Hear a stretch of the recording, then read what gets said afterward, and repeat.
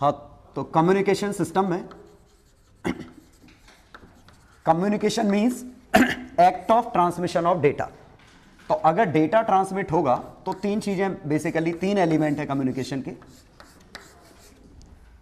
एक ट्रांसमीटर, एक चैनल और एक रिसीवर। चैनल मतलब मीडियम, जैसे स्ट्रिंग वेव के लिए रस्सी चैनल का काम करेगी, साउंड वेव के लिए एयर, लाइट वेव के लिए मीडियम की जरूरत ही नहीं। यहां से आएगा मैसेज सिग्नल और यहां ये रिसीवर लेगा। बेसिकली हम जो कम्युनिकेशन में बात कर रहे हैं वो कम्युनिकेशन दरअसल दो तरह का है, वायर्ड और वायरलेस। और हमें जो डिस्कस करना है वो है वायरलेस कम्युनिकेशन। ठीक है, वायरलेस कम्युनिकेशन में भी कई तरह के कम्युनिकेशन है।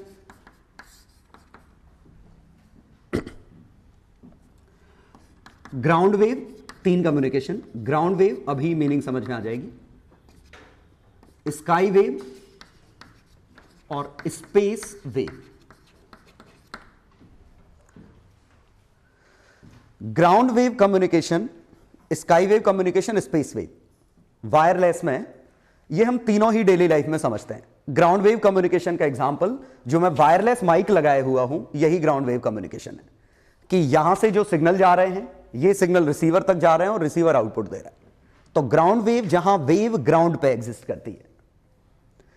स्काई वेव थोड़ा सा अलग कॉन्सेप्ट है, तो हम सबकी लिमिटेशन समझेंगे कि क्या क्या दिक्कत है। कि ग्राउंड वेव कम्युनिकेशन क्या है कि यहां से मैंने जरूर एंटीना लगाया, एंटीना से ये सिग्नल जा रहे हैं, ये रिसीव कर रहे हैं चीजें। ठीक है, हालांकि हमें, जैसे मैं जो वॉइस ट्रांसमिट कर रहा हूं इसके लिए मुझे एंटीना लगाने की जरूरत नहीं है क्योंकि बहुत ही छोटा सा काम है वो। लेकिन अगर आपको बड़ी रेंज पे कुछ मीटर्स पे भेजना है या किलोमीटर्स पे भेजना है तो वी नीड एंटीना। वजह, क्योंकि यहां से मैं जो सिग्नल भेज रहा हूं वो इन दीवालों से ब्लॉक हो गए, इस दीवार से ब्लॉक हो गए, इससे ब्लॉक हो गए। हम नहीं चाहते ब्लॉक हो तो किसी पर्टिकुलर हाइट पे हमें रखना पड़ेगा, तो किसी हाइट पे रखेंगे और ये ग्राउंड पे ट्रांसमिट होंगे। ऑब्वियसली इनमें बिल्डिंग्स वगैरह, अगर बीच में बिल्डिंग आ गई तो सिग्नल को ब्लॉक करेंगे, इसीलिए हम इसकी सफिशिएंट हाइट रखते हैं सो दैट बिल्डिंग्स का रोल ना आए। ठीक है, लेकिन इसके साथ अभी भी एक और दिक्कत है कि आप कितनी भी एंटीना की हाइट क्यों ना कर लो, मान लो बिल्डिंग का रोल नहीं भी आया, लेकिन आप इससे मैनी किलोमीटर्स तो नहीं ले सकते। मतलब आप इंडिया पे एंटीना लगा के अमेरिका पे सिग्नल नहीं भेज सकते। क्यों? वजह, आपने एंटीना यहां लगाया, इस एंटीना से जो सिग्नल जाएगा अर्थ का कर्वेचर तो कम से कम रोकेगा ही ना। मान लो बिल्डिंग के आपने काफी ऊपर लगा दिया, लेकिन और ये करने के लिए हम क्या करते हैं, किसी हिली एरिया पे टॉप पे लगा देते हैं सिग्नल, तो बिल्डिंग्स का लफड़ा खत्म हो गया, लेकिन अर्थ के कर्वेचर का तो लफड़ा अब भी है। इसीलिए इसकी मैक्सिमम रेंज कितनी आएगी, ये इस हाइट का फंक्शन है। और ये क्वेश्चन मेंस में अगर दो क्वेश्चन आएंगे तो उनमें से एक क्वेश्चन यही होता है कि साइज ऑफ एंटीना कितनी होगी कि रेंज इतनी हो, या रेंज दिया हो, साइज ऑफ एंटीना दिया हो। तो पहले समझते हैं ग्राउंड वेव का क्या है, जहां हम earth as a medium use कर रहे हैं कि सिग्नल अर्थ की सरफेस पर ग्लाइड होके जा रहे हैं, तो earth to earth he signal है। ये ग्राउंड वेव कम्युनिकेशन है। और इसमें जो साइज ऑफ एंटीना होगी, ये वायर्ड था, तो साइज ऑफ एंटीना हम कैसे निकालेंगे, तो ये एंटीना हमारा हाइट h है, यहां से सिग्नल गया, और शायद इसका छोटा वर्जन आपको समझ में आ रहा हो कि अर्थ का कर्वेचर इसको ब्लॉक कर रहा है, तो हम इस फिगर की बात कर रहे हैं। तो हमें ये डिस्टेंस d निकालना है, ये 90 डिग्री, ये डिस्टेंस d, ये रेडियस r, ये रेडियस r, और ये डिस्टेंस d और ये डिस्टेंस d ऑलमोस्ट बराबर है, क्योंकि प्रैक्टिकली जो साइज ऑफ एंटीना है वो रेडियस के मुकाबले तो काफी कम होगी। 6400 किलोमीटर है अर्थ की रेडियस। तो और ये कैसे निकालेंगे, तो ये d और ये d सेम है, तो d की वैल्यू आ गई r प्लस h का whole square minus r square under root, ये 2rh प्लस h स्क्वायर बचा, और उस h स्क्वायर को निगलेक्ट कर दूं, तो आंसर आया √2RH। ये मैक्सिमम डिस्टेंस कितना ये सिग्नल जा सकता है वो हाइट की प्रॉपर्टी है और √2RH आंसर आता है। क्लियर? रेंज बढ़ाने के लिए हालांकि एक और जुगाड़ हम यूज कर सकते हैं कि हम इस कर्वेचर के बियॉन्ड भी जा सकते हैं। मान लो ये हमारा एंटीना है, अब सिग्नल तो यहीं रुक गए, हमें सिग्नल यहां चाहिए, क्या कर सकते हैं? एक और रिसीवर एंटीना लगा दो इधर। तो ये अगर हम रिसीवर एंटीना लगा दें HR, ये HT, तो रेंज बढ़ के कितनी हो जाएगी बता सकते हो? ये distance √2RH transmitter, √2RH receiver. कोई दिक्कत तो नहीं? कुछ ना दिया हो तो हाइट ऑफ रिसीवर 0 मानिए, अगर दी है तो ये लीजिए। तो ग्राउंड वेव के लिए हमने सिग्नल की बात की कि ये जो रेंज आएगी वो 2RH का अंडर रूट आएगी और सिग्नल्स ऐसे मूव कर रहे हैं। ठीक है? और अगर ट्रांसमिट वो रिसीवर भी दे रखा है तो ये टर्म और जोड़ देंगे 2RH, इसका रिसीवर ट्रांसमीटर। तो ये तो एक पहला क्वेश्चन हो गया मेंस का जिसमें ये आता है और मेरे ख्याल से समझ में आ गया होगा। हाँ, तो इससे ये समझ में आया कि अगर आप बड़ी रेंज लोगे तो हाइट बड़ी आएगी, और हाइट अगर सेवरल किलोमीटर में चली गई तो, और इतना बड़ा हिली एरिया आसपास है नहीं, तो ये कम्युनिकेशन हमारा काम नहीं करेगा। तो इसकी रिस्ट्रिक्शन समझ में आ गई। हालांकि एक और छोटी सी और बहुत ही इंटरेस्टिंग प्रॉब्लम है इसके साथ कि हाँ, वैसे ही देखे होंगे आपने जो टावर लगे होते हैं, दूरदर्शन के टावर, FM के टावर, ठीक है? तो नॉर्मल जैसे FM AM के टावर ये यही होते हैं। तो ग्राउंड वेव मतलब AM मीन्स आकाशवाणी, जो कभी साफ नहीं चलता। ऑल इंडिया रेडियो बचपन में, तुम्हारे तो जमाने निकल गए, हमारे जमाने में चलता था।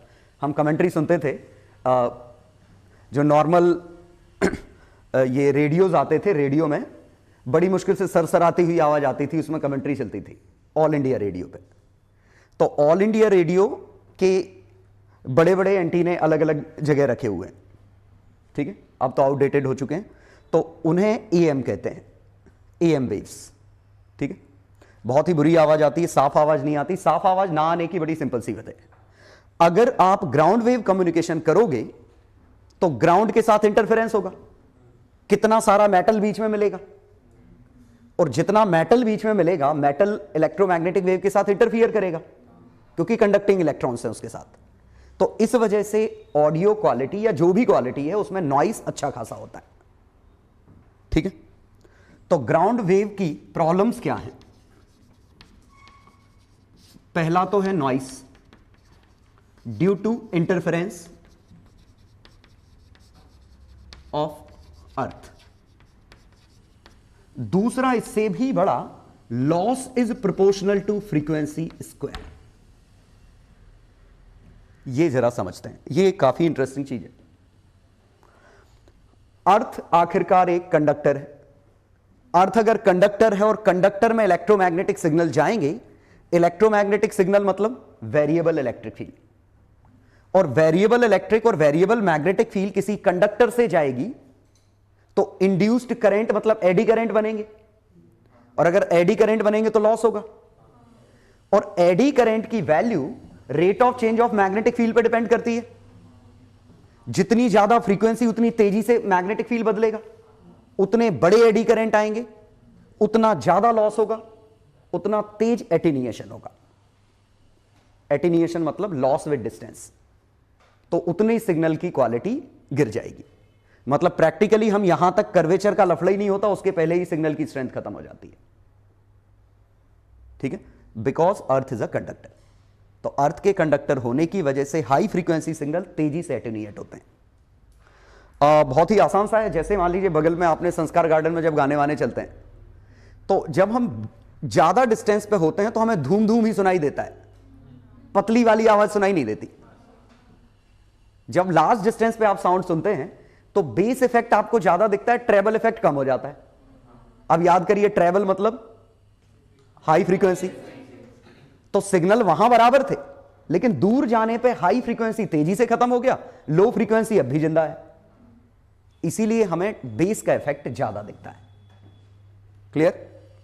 तो इसीलिए बड़ी फ्रीक्वेंसी को ग्राउंड वेव से भेजना मुश्किल है। ऐसा नहीं कि भेज नहीं सकते, भेज सकते हैं, लेकिन रेंज ज्यादा नहीं आएगी। कर्वेचर के पहले वो एटीन्यूएशन की दिक्कत हो जाएगी। ठीक, तो उम्मीद है समझ में आ गया होगा। एक और बड़ी समस्या है इसमें, चलो वो हम अलग से बात करेंगे, अभी फिलहाल यही है। तो लार्ज फ्रीक्वेंसी के लिए हम इससे नहीं भेज सकते, सिंपल सी बात है। ठीक है, तो एएम के बाद हम आए एफएम पे।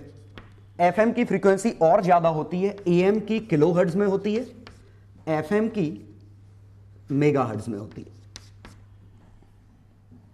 और ये स्पेस वेव गीगाहर्ट्ज के ऑर्डर का है। मतलब फ्रीक्वेंसी बढ़ती जा रही है और हमारा मोड बदलता जा रहा है। तो दिक्कत क्या थी? हाई फ्रीक्वेंसी के साथ यहां दिक्कत थी। तो अब हमें फ्रीक्वेंसी फिर भी ज्यादा भेजनी है, तो साइंटिस्ट ने बड़ी कर्री जुगाड़ ढूंढी कि ऐसे तो कर्वेचर का इफेक्ट आ रहा है और अर्थ से जब ट्रेवल कर रहा है तो दिक्कत हो रही है, क्योंकि जितनी ज्यादा अर्थ इन्वॉल्व होगी उतना ज्यादा लॉस होगा। तो साइंटिस्ट ने जुगाड़ क्या भेजी कि हम क्या करते हैं, इस सिग्नल को ऊपर आयनोस्फीयर में भेजते हैं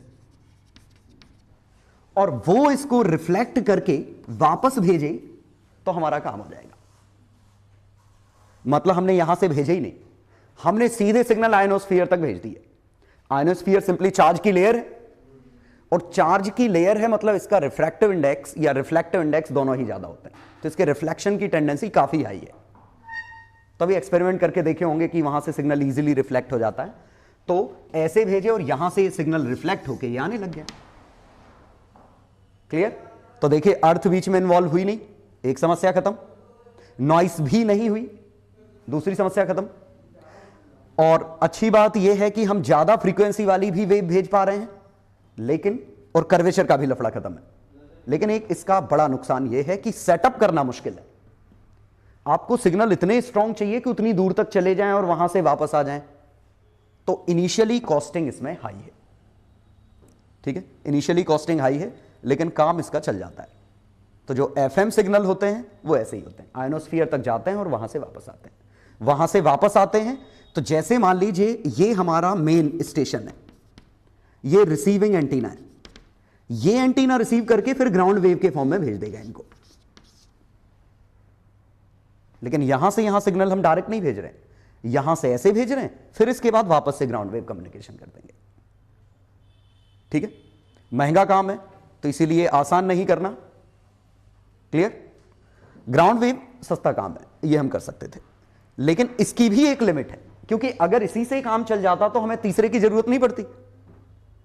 तो फिर से यहां समस्या क्या हुई कि ये हर फ्रीक्वेंसी को रिफ्लेक्ट नहीं कर पाता, इसके रिफ्लेक्ट करने की एक लिमिट है, और कॉमन सेंस ये कहता है कि ज्यादा फ्रीक्वेंसी का पेनिट्रेशन पावर ज्यादा होगा, तो रिफ्लेक्ट करना उनको मुश्किल होगा।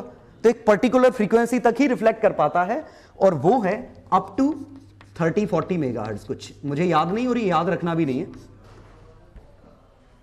अप टू 30-40 मेगाहर्ट्ज तक ये रिफ्लेक्ट कर लेता है। बियॉन्ड दैट ये भी खत्म हो गया। तो हमने फिर तीसरी जुगाड़ ढूंढी, तो ये रिफ्लेक्ट नहीं कर रहा है, हम अपनी चीज वहां लगाएंगे जो रिफ्लेक्ट करेगा। और अपनी चीज क्या है? Simply satellite. तो फिर ये सैटेलाइट के थ्रू कम्युनिकेट करते हैं कि हम यहां से सिग्नल सैटेलाइट को भेजते हैं, सैटेलाइट वहां से सिग्नल अपनी डिजायर्ड पोजीशन पे भेज देती है। आ गया समझ में? तो ये हमारा वो कम्युनिकेशन है तीसरा, जिसके लिए जियोस्टेशनरी सैटेलाइट हम लगाते हैं कि हम जियोस्टेशनरी सैटेलाइट तक सिग्नल भेजेंगे, वो सिग्नल को रिफ्लेक्ट करके अब मनचाही जगह भेज देगा जहां भेजना होगा हमें। तो बीच में फिर हमें इसका भी लफड़ा खत्म हो गया, आयनोस्फीयर। ठीक है, तो ये तीसरा, ये मेगाहर्ट्ज टू, तो जैसे 40 मेगाहर्ट्ज टू गीगाहर्ट्ज। ठीक है, तो बताओ मोबाइल कम्युनिकेशन किस ऑर्डर का है? मोबाइल जो आते हैं 3G 4G, गीगाहर्ट्ज। समझ गए? तो गीगाहर्ट्ज मतलब मोबाइल कम्युनिकेशन है।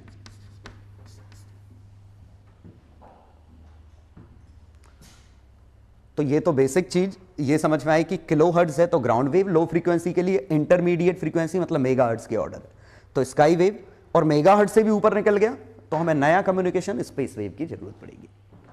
और इसमें एक चीज सीखे, साइज ऑफ एंटीना।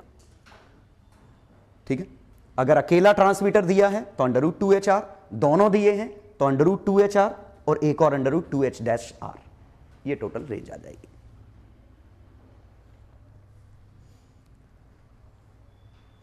छाप लो। हाँ, और वायर्ड कम्युनिकेशन में कोई लफड़ा नहीं है। वायर्ड में wire as a medium use कर रहे हैं तो फ्रीक्वेंसी का लफड़ा नहीं है। वायर की बैंडविड्थ अच्छी खासी होती है। हाँ, इसे बैंडविड्थ कहते हैं। बैंडविड्थ मींस स्काई वेव की बैंडविड्थ क्या है, फ्यू मेगाहर्ट्ज टू 30 मेगाहर्ट्ज। कौन सी फ्रीक्वेंसी इससे भेजते हैं, इसकी 30-40 मेगाहर्ट्ज टू फ्यू गीगाहर्ट्ज, ये इसकी बैंडविड्थ है, और इसकी बैंडविड्थ कुछ किलोहर्ट्ज। अगला डिस्कशन, अगर हमें भेजना है तो हमें साइज ऑफ एंटीना चाहिए, रिसीविंग या ट्रांसमिटिंग दोनों एंटीना। और ये बहुत ही सिंपल सा है, मैं रिसीविंग एंटीना की बात कर रहा हूं वैसे, कि जो एंटीना हम रिसीव कर रहे हैं, रिसीविंग एंटीना सीधा यही होता है, एफएम का एंटीना देखा, तार पकड़ के खींच देते हैं, ये एंटीना है, और यहां से सिग्नल आके इस एंटीना पे चिपकने वाले हैं। ठीक है, और ये सिग्नल एंटीना पे गिरेंगे तो हम चाहते हैं कि ये सिग्नल का लॉस कम से कम हो इस एंटीना पे। तो क्या कर सकते हैं कि अगर हम इन सिग्नल का इस पे लॉस कम से कम चाहते हैं तो अगर ये सिग्नल इस एंटीना के साथ स्टैंडिंग वेव बना दें तो अपना काम हो जाएगा। कि अगर सिग्नल ने एंटीना के साथ स्टैंडिंग वेव बना दी तो एनर्जी लॉस नहीं होगी, कंस्ट्रक्टिव इंटरफेरेंस हो जाएगा। और अगर एंटीना ऐसा है तो कंस्ट्रक्टिव इंटरफेरेंस की कंडीशन यही है, ऑब्वियसली ये अकेली नहीं, ऐसी कही है। तो अगर मिनिमम साइज पूछी होती तो साइज ऑफ एंटीना क्या आई, लेड L = ऑड λ/4, ये आई। तो मिनिमम साइज कितनी आई, ऑड λ/4। हाँ, ये λ/4, 3 λ/4, 5 λ/4, तो मिनिमम साइज आई λ/4। कौन से एंटीना की, ये हमारा जो सादा वाला एंटीना होता है, या इसे कहूं मोनोपोल एंटीना। लेकिन अगर डाइपोल एंटीना होता, डाइपोल एंटीना होता है ऐसा, ये टावर है, और हां इसमें भी समझिए एंटीना जो होता है ना वो टावर, ये एंटीना नहीं है, एंटीना इसके ऊपर होता है। घर के आसपास जहां भी टावर लगे हों कम्युनिकेशन के, एंटीना ये नहीं है, एंटीना ये है, ऊपर होता है। ऐसे ही डाइपोल एंटीना ये है कि यहां पे ऐसे लगा होता है। तो ये हमारा ऐसा है, और इसमें आया समझ में।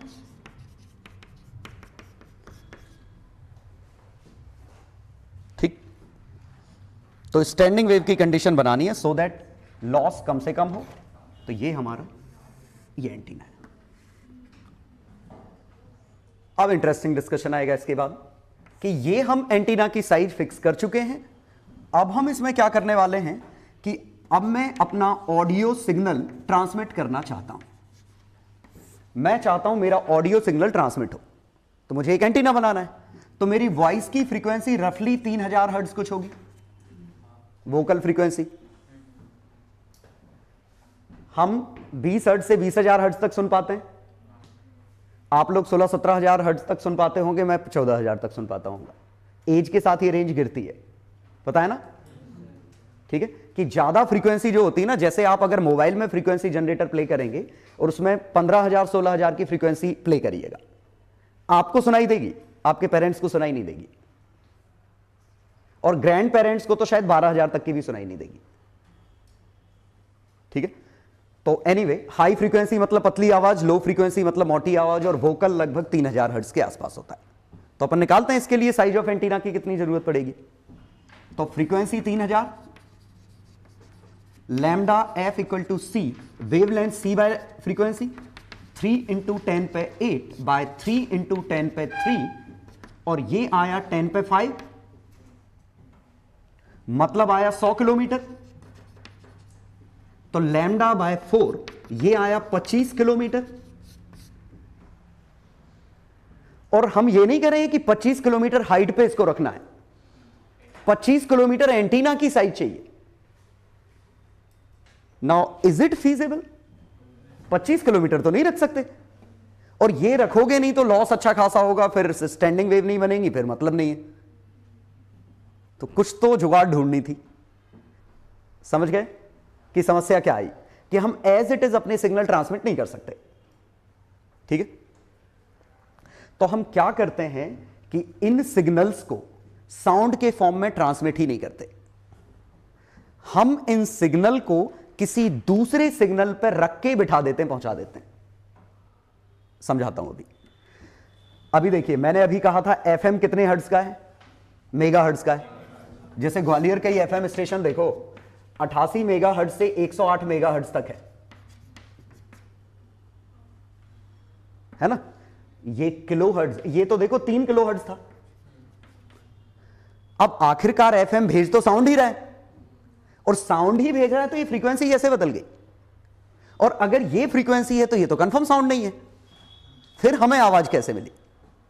क्योंकि आखिरकार जो आरजेज होंगे वो तो बोल ही रहे होंगे ना, तो वो तो ये फ्रीक्वेंसी दे रहे होंगे, और पहुंच ये रही है, हम तक मिल भी ये रही है। तो हम एक जुगाड़ लगाते हैं इसमें। जुगाड़ क्या है कि हम भेजेंगे यही फ्रीक्वेंसी, इसके ऊपर रख के भेजेंगे। अब ऊपर रखने का मतलब आपको कुछ देर बाद समझ में आ जाएगा कि हम फ्रीक्वेंसी ट्रांसमिट ये करते हैं क्योंकि एंटीना ये डिसाइड करेगा। इसके ऊपर ये सिग्नल बिठा दिया कि जाओ तुम यहां से ले जाओ मेरा सिग्नल, वहां हम रिसीव करेंगे और इसका सिग्नल जो आया था वो उतार लेंगे। ठीक है, इंटरेस्टिंग टर्म्स हैं, तो अभी समझ में आ जाएगा ये क्या चीज डिस्कस कर रहा हूं। बस ये समझिए कि हम बीच में एक और कैरियर फ्रीक्वेंसी यूज करते हैं। तो साइज ऑफ एंटीना तो ये समझ में आया कि यहां तो लफड़ा फैल गया। तो हमने क्या किया, ध्यान दीजिएगा अच्छे से। कैरियर वेव, ये हमारी हाई फ्रीक्वेंसी वेव है। इसमें हमने मैसेज वेव, मैसेज सिग्नल या wave, low frequency wave,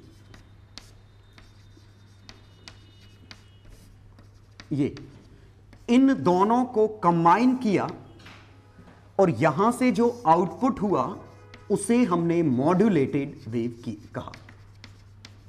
modulate करना मतलब हमने ओवरऑल एक तरीके से मॉडिफाई कर दिया और एक नया सिस्टम बनाया, and this is called modulator. और मॉड्यूलेटर का दूसरा नाम, मॉड्यूलेटर ये है ना, पूरा नाम मॉडेम। मॉडेम नाम सुना है सबने? ये मॉड्यूलेटर, डीमॉड्यूलेटर, मॉडेम दोनों काम एक साथ करता है। ये मॉड्यूलेट भी करता है, डीमॉड्यूलेट भी करता है। तो ये मॉड्यूलेटेड वेव, ये हाई फ्रीक्वेंसी वेव है। ठीक है, और ये चैनल से होके आई। चैनल मतलब समझ गए, कैसा भी वायरलेस कम्युनिकेशन आया, और ये हम यहां से डीमॉड्यूलेटर लगाते हैं। डीमॉड्यूलेटर और मॉड्यूलेटर, मॉड्यूलेटर जुगाड़ है इनको चिपकाने की, डीमॉड्यूलेटर जुगाड़ है इनको हटाने की। और ये डीमॉड्यूलेटर वापस से हमें मैसेज सिग्नल वापस कर देता है। ठीक है, तो जो मॉडेम होता है, हमेशा इंटरनेट के साथ मॉडेम होता है, इवन टेलीफोन लाइन के साथ मॉडेम होता था। टेलीफोन लाइन में भी मॉडेम होता है ना, डब्बा। हाँ, तो हर मोबाइल के अंदर मॉडेम होता है। तो मॉड्यूलेटर डीमॉड्यूलेटर यही है कि हमारे सिग्नल को मर्ज करता है किसी बड़ी फ्रीक्वेंसी के साथ, और वो मॉड्यूलेटेड सिग्नल को भेजता है, क्योंकि ये भेज जाएगा, क्योंकि ये हाई फ्रीक्वेंसी, इसके लिए एंटीना कम चाहिए। और दूसरा भी दिक्कत है कि हाई फ्रीक्वेंसी नहीं रहेगी तो पेनिट्रेशन पावर काफी लो होगी, तो आप sky wave, space wave communication ही नहीं कर पाओगे ना, एटमॉस्फेयर ही ब्लॉक कर देगा उसको।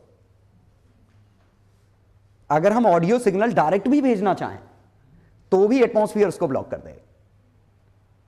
तो हमें उसको सैटेलाइट तक भेजना है, आयोनोस्फीयर तक भेजना है, तो हमें फ्रीक्वेंसी ज्यादा चाहिए थी।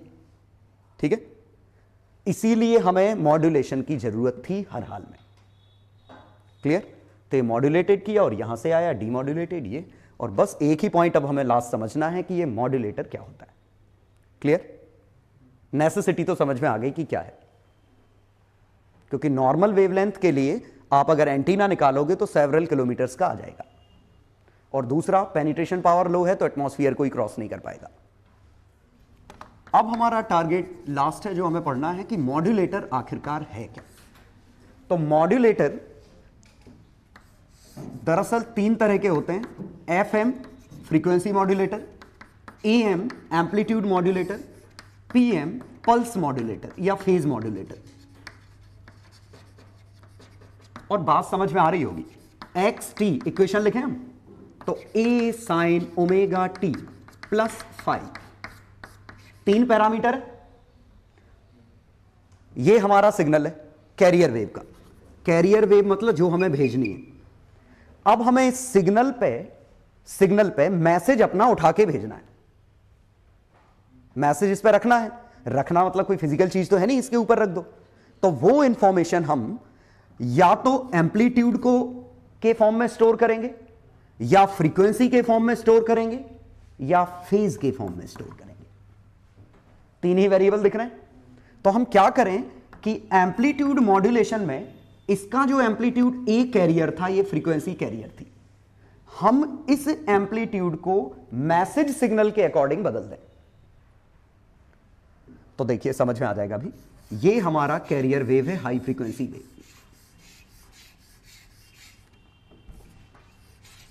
ये कैरियर वेव है।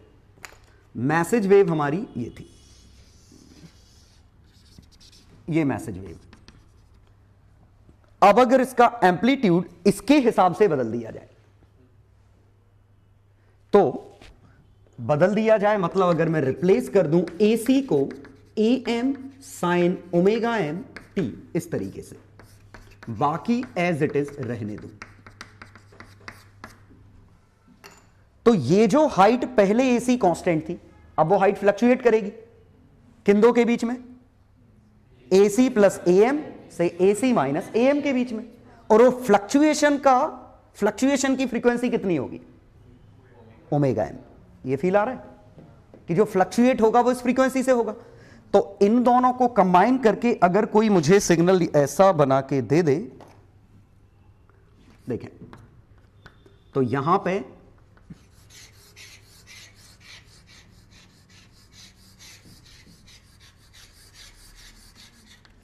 ये समझ में आया। अब जरा देखते हैं कि हुआ क्या यहां। ये हमारा आउटपुट आया, तो इसमें से ये वाली हाइट AC प्लस AM है, ये छोटी वाली हाइट AC माइनस AM है। फ्रीक्वेंसी अभी भी इसकी फ्रीक्वेंसी कितनी है, F कैरियर ही है, क्योंकि आखिरकार हर बार 0 तो इस ये छोटी लेंथ के हिसाब से हो रहा है, लेकिन एम्पलीट्यूड का वेरिएशन इसके हिसाब से हो रहा है। तो इनडायरेक्टली हमने एम्पलीट्यूड के फॉर्म में वो सिग्नल डाल दिए। अब जो डीमॉड्यूलेटर होगा वो क्या करेगा, इसके एम्पलीट्यूड को डिटेक्ट कर लेगा। डीमॉड्यूलेटर क्या करेगा, इसके एम्पलीट्यूड को देखेगा कि एम्पलीट्यूड का फ्लक्चुएशन किन दो के बीच में और उसकी फ्रीक्वेंसी क्या है, तो उसको मैसेज मिल जाएगा। ये समझ में आया। क्योंकि इस हाइट और इस हाइट का जो डिफरेंस निकालेगा इन दोनों का, उसका आधा कर देगा तो AM आ जाएगा। आधा समझ में आया। AC plus AM, AC minus AM, आधा कर दिया, AM की वैल्यू मिल गई। फ्रीक्वेंसी चाहिए तो देख लिया, यहां से यहां के बीच में टाइम कितना है, ये टाइम पीरियड बाय 2 हो गया। यहां से यहां का टाइम पीरियड T है, तो आउटपुट में हमें टाइम पीरियड भी मिल गया, एम्पलीट्यूड भी मिल गया। यही तो चाहिए था। तो इस तरीके से सिग्नल को इसने वापस से डिकोड कर लिया। क्लियर। तो ये हमारा एम्पलीट्यूड मॉड्यूलेशन है, जहां एम्पलीट्यूड को मॉड्यूलेट कर दे रहे हैं इसके हिसाब से। क्लियर। ऐसे ही एक फ्रीक्वेंसी मॉड्यूलेशन होता है जहां FC को हम बदल देंगे। ऐसे ही एक फेज मॉड्यूलेशन होता है जहां फेज को हम बदल देंगे। ये दोनों सिलेबस में है नहीं, ठीक है। तो बड़ी अच्छी बात है, एक ही है सिलेबस में। तो यहां समझ गया ना फ्रीक्वेंसी को। और काइंड ऑफ हो सकता है आप हिंट लगा पाए हो कि फ्रीक्वेंसी मॉड्यूलेशन कैसे काम करेगा। ये ऐसे था, ये ऐसे था, अब इसका फ्रीक्वेंसी मॉड्यूलेशन ऐसे होगा। यहां फ्रीक्वेंसी बढ़ जाएगी, यहां फ्रीक्वेंसी घट जाएगी। ये समझ में आया कि जहां एम्पलीट्यूड इसका ज्यादा है वहां फ्रीक्वेंसी बढ़ गई, जहां कम है वहां फ्रीक्वेंसी घट गई। क्लियर। आखिरकार समझ गए। तो ये हमारा फ्रीक्वेंसी मॉड्यूलेशन था। ये सिलेबस में नहीं है, एम्पलीट्यूड मॉड्यूलेशन सिलेबस में है। और एम्पलीट्यूड मॉड्यूलेशन में सिंपली आप ये याद रखिए कि हमने किया क्या है, एसी को इस एसी के फंक्शन में ये एएम वाला फंक्शन जाके चिपका दिया, ठीक है। तो आउटपुट हमारा आ गया ऐसा। क्लियर? हाँ, तो एम्पलीट्यूड मॉड्यूलेशन में इक्वेशन तो y carrier is equal to A carrier sine omega carrier T, ये ले लिया। y message A message sine omega message T. तो modulated wave y modulated is equal to A C plus A M sine omega M T into sine omega C T. अब इसको expand करो, A C sine omega C T लिख सकता हूं। अब A M sine omega C T में C D formula लगा दूं, ए एम बाय 2 दोनों के साइन है तो कॉस में बनेगा, तो sine omega C minus omega M T plus pi by 2। क्या फर्क पड़ता है, क्योंकि कॉस है या साइन है वेव तो सेम है ना। माइनस ए एम बाय 2 और माइनस ए एम को भी प्लस लिख लूं, sine omega M plus omega C T plus 3 pi by 2।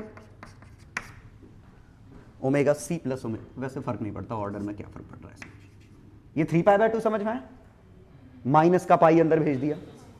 हालांकि हमें इससे कोई खास मतलब नहीं है कि क्या था, लेकिन बस हमने इसमें सी डी फॉर्मूला लगाया, क्योंकि हमें थोड़ी ना पता था इनमें 5 ही थे कि नहीं थे।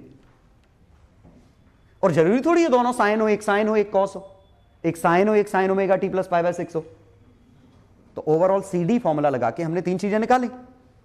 तो इसको हम क्या लिखते हैं, तो अगर आप चाहें तो इसको ऐसे ही लिख लें, हम इसको अगले स्टेप में जो लिखेंगे उससे आपको क्लियर हो जाए। अगले स्टेप में मैं इसको क्या लिखूंगा, sine A C omega C T plus A M by 2 sine omega C minus omega M T plus 5 plus A M by 2 sine omega C plus omega M T plus 5। अब आ गया समझ में कि 5 की वैल्यू अपने आप पाई by 2 हो जाएगी, 5 की वैल्यू अपने आप 3 पाई बाय 2 हो जाएगी। मेन चीज यहां क्या है कि आखिरकार हम ये वेव बनाएंगे कैसे। तो कैसे बनाएंगे, 3 वेव पैदा करो। एक वेव एसी जिसकी फ्रीक्वेंसी ये हो, एम्पलीट्यूड ये हो। एक वेव जनरेट करो जिसकी फ्रीक्वेंसी ये हो, एम्पलीट्यूड ये हो। एक जिसकी फ्रीक्वेंसी ये हो, एम्पलीट्यूड ये है। तीनों को एक साथ भेज दो। आखिरकार ये 3 का सुपरपोजिशन ही तो है, 3 इंडिपेंडेंट वेव्स है, तीनों को चिपका दो तो आउटपुट अपने आप ऐसा बनेगा। आया समझ में? तो ये दरअसल ये फ्रीक्वेंसी, 3 तरह की फ्रीक्वेंसी हमारे पास है इसके अंदर। ये एवरेज फ्रीक्वेंसी हो गई बीच की, ये मिनिमम फ्रीक्वेंसी हो गई, ये मैक्सिमम फ्रीक्वेंसी हो गई। तो ये दरअसल अपर साइड बैंड, ये मैं चलो ये यहां ये लोअर साइड बैंड, अपर साइड बैंड, ठीक है, और ये कैरियर फ्रीक्वेंसी ही है। तो दरअसल एम्पलीट्यूड मॉड्यूलेटेड वेव अपने आप में 3 वेव से मिलकर बनी है। 3 फ्रीक्वेंसी है, एक ज्यादा वाली, एक कम वाली और एक ये बीच वाली फ्रीक्वेंसी है, ठीक है। तो हम यहां 2 नई चीजें डिफाइन करने वाले हैं। एक तो अपर साइड बैंड, अपर साइड बैंड मतलब बड़ी वाली frequency fc plus fm। Lower side band means ये फ्रीक्वेंसी। और बैंडविथ, बैंडविथ मतलब frequency range. Bandwidth simply frequency range है कि किन 2 के बीच में है। तो मैक्सिमम फ्रीक्वेंसी से मिनिमम फ्रीक्वेंसी घटा दूं तो 2fm, ठीक है। एक नया टर्म और आएगा, मॉड्यूलेशन इंडेक्स, म्यू। ये बस आपको याद रखना पड़ेगा, am बाय ac। ये दरअसल एम्पलीट्यूड का रेशियो। याद कैसे रखें कि आपने मॉड्यूलेशन किस एक्सटेंट तक किया है। तो अगर 0 मॉड्यूलेशन है मतलब आपने ये जोड़ा ही नहीं। 0 मॉड्यूलेशन मतलब आपने बिल्कुल नहीं जोड़ा, और बिल्कुल नहीं जोड़ा तो इसको 0 कर दो। तो AM की वैल्यू 0, और AM जितना ज्यादा बढ़ाओगे फ्लक्चुएशन उतने ज्यादा होंगे मिनिमम मैक्सिमम के बीच में, तो उतना ज्यादा मॉड्यूलेशन होगा। तो modulation is proportional to AM, ये तो सही आया, नीचे AC आता है। प्रैक्टिकली हम इसको लेस देन 1 रखते हैं। ठीक, तो क्वेश्चन आते हैं सिंपली ऐसे ही, 2 फंक्शन गिवन होंगे, है ना, इसमें मॉड्यूलेशन इंडेक्स पूछा होगा, अपर side band lower side band पूछा होगा, या आपको बैंडविड्थ पूछी होगी, इस तरह का। तो वो मैं अब 3-4 क्वेश्चन लिखूंगा, वो क्वेश्चन आपको खुद से सोच के करने हैं कि किसका मीनिंग क्या है। कॉन्सेप्ट समझ में आया? लेकिन एक इंटरेस्टिंग चीज, इस आगे बढ़ने से पहले हम बात करेंगे कि इंटरेस्टिंग चीज ये है कि अब हमने 2 तरह के एम्पलीट्यूड मॉड्यूलेशन देखा, फ्रीक्वेंसी मॉड्यूलेशन। सिलेबस में नहीं है, लेकिन बस हम ये समझाने की कोशिश कर रहे हैं। ये एम्पलीट्यूड मॉड्यूलेशन है। फ्रीक्वेंसी मॉड्यूलेशन मतलब यहां डेटा फ्रीक्वेंसी के फॉर्म में है, यहां डेटा एम्पलीट्यूड के फॉर्म में है। ठीक है, data encoded as frequency in frequency, data encoded as amplitude. जरा बताओ कौन से में ज्यादा नॉइस आती है? नॉइस की दिक्कत ज्यादा किस में है? क्वालिटी। क्यों? बिल्कुल, क्योंकि एम्पलीट्यूड लॉस के साथ बदलता है। अगर इंटरफेरेंस होगा, उसका लॉस होगा, या कोई और सिग्नल मिक्सअप होगा, तो एम्पलीट्यूड बदलेगा। एम्पलीट्यूड आसानी से बदल जाता है, क्योंकि कहीं एब्जॉर्प्शन हो गया ज्यादा, कहीं कम एब्जॉर्प्शन हो गया, तो एम्पलीट्यूड बदलना आसान है। फ्रीक्वेंसी बहुत ही मुश्किल है जो बदलती है। यह समझ पाए कि फ्रीक्वेंसी में बदलाव काफी कम होता है, कि अगर मीडियम से प्रोपेगेट करेगी तो एम्पलीट्यूड में चेंज हो जाएगा, लेकिन फ्रीक्वेंसी में चेंज नहीं होता। तो रिफ्लेक्शन, रिफ्रैक्शन, जितनी भी प्रोसेस हैं या एब्जॉर्प्शन, उन सभी में फ्रीक्वेंसी में चेंज नहीं होता, एम्पलीट्यूड में चेंज होता है। तो amplitude is very sensitive to get changed, इसीलिए इसमें नॉइस काफी ज्यादा आ जाती है, इसमें कम आती है। इसीलिए FM में अगर गाना सुनो तो बिल्कुल साफ आता है, और AM में बहुत ही बुरी नॉइस आती है। तो AM तुमने सुना नहीं, लेकिन ये काफी नॉइसी है AM, और FM साफ आवाज आती है काफी। ठीक है, पुलिस वाले जो वायरलेस वो लिए रहते हैं ना कम्युनिकेशन, वो FM पे ही काम करता है। हाँ, ये लेकिन ये 88 से 108 नहीं है, शायद वो 88 से कम है। इसीलिए नॉर्मल जो रेडियो होते हैं उन पे उनकी फ्रीक्वेंसी ट्यून नहीं होती। नॉर्मल रेडियो बनाए जाते हैं 88 से 108 मेगाहर्ट्ज के बीच में। पुलिस वालों की फ्रीक्वेंसी मान लेते हैं 84 है, तो ये उसको ट्यून नहीं कर सकते। लेकिन अगर आपके पास 84 ट्यून करने का है तो ट्यून हो जाता है, ट्यून हो जाता है। हमारे पास एक रेडियो था जो 80 के आसपास से काम करता था, तो उसको हमें और लो फ्रीक्वेंसी करनी थी, तो हमने अंदर से सर्किट में चेंज करके लो फ्रीक्वेंसी कर दी थी, और उधर भी रेंज बढ़ा दी थी, सो दैट DD1 चले उसमें। DD1 की फ्रीक्वेंसी कुछ 120 के आसपास थी, तो दूरदर्शन नॉर्मल FM कैच नहीं करता था, क्योंकि 108 तक ही है। तो हमने वहां पे जो इंडक्टर विंडक्टर लगे, उस सर्किट को चेंज करके 2π√LC उनकी रेंज बदल दी, तो वो ऊपर की फ्रीक्वेंसी भी लेने लग गए, नीचे की फ्रीक्वेंसी भी लेने लग गए। तो टीवी भी चलती थी, और कभी कभी पुलिस वालों की भी आवाज आ जाती थी।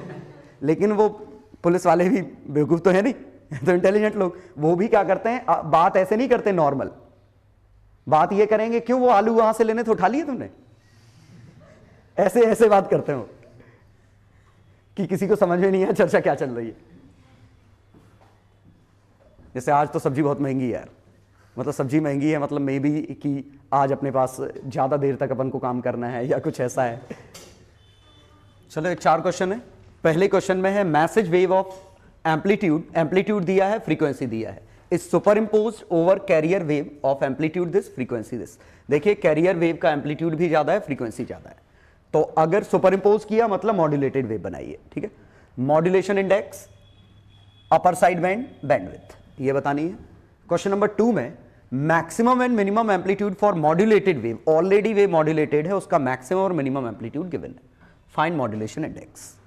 क्वेश्चन 3 और 4, 3 में क्या है कि मैसेज सिग्नल और कैरियर दोनों का फिगर बनाए।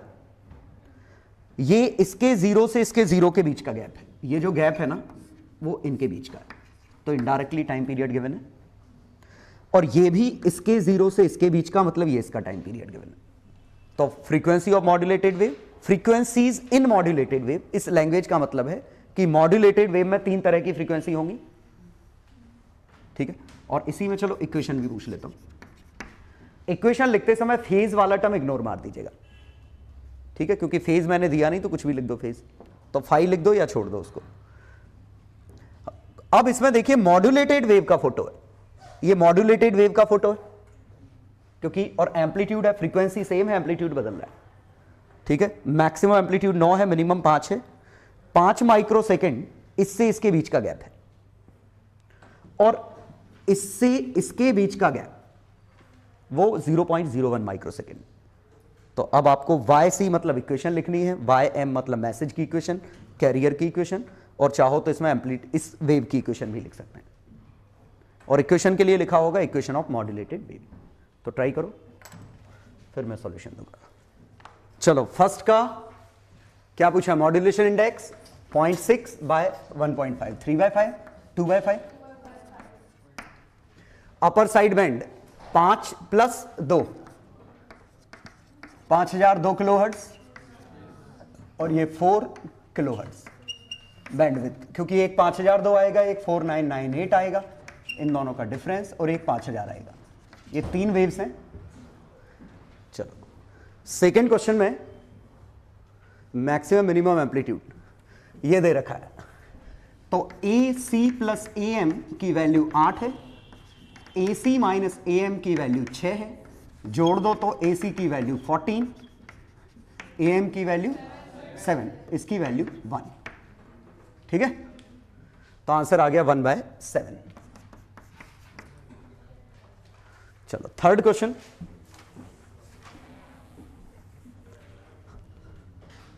मॉड्यूलेशन इंडेक्स तो सीधे इन दो का रेशियो है 6/10, फ्रीक्वेंसीज और फ्रीक्वेंसीज, तो इसकी फ्रीक्वेंसी 1/0.2 इंटू 10⁻³ तो 5 किलोहर्ट्ज, इसकी फ्रीक्वेंसी 1/0.1 इंटू माइक्रो 10⁻6 तो 10⁻7 10 मेगाहर्ट्ज।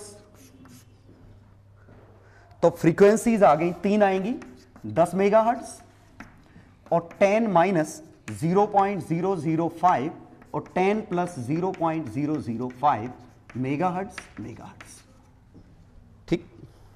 इक्वेशन, तो कैरियर वेव की इक्वेशन क्या आती, कैरियर वेव की नीचे वाली 10 sin 2π, फ्रीक्वेंसी कितनी है 10 मेगाहर्ट्ज इंटू 10⁻7 t प्लस 5 कुछ, y मैसेज कितना आता तो 6 मिली,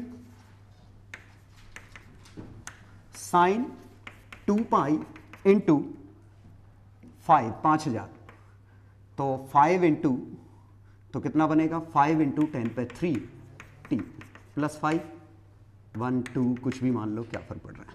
y क्या है तीसरा मॉड्यूलेटेड, और इसमें simply 10 + 6 sine 5π 10⁻³ t plus 5 2 into sine 2π 10⁻7 t plus 5 1, कोई दिक्कत तो नहीं। तो ये क्वेश्चन हो गई।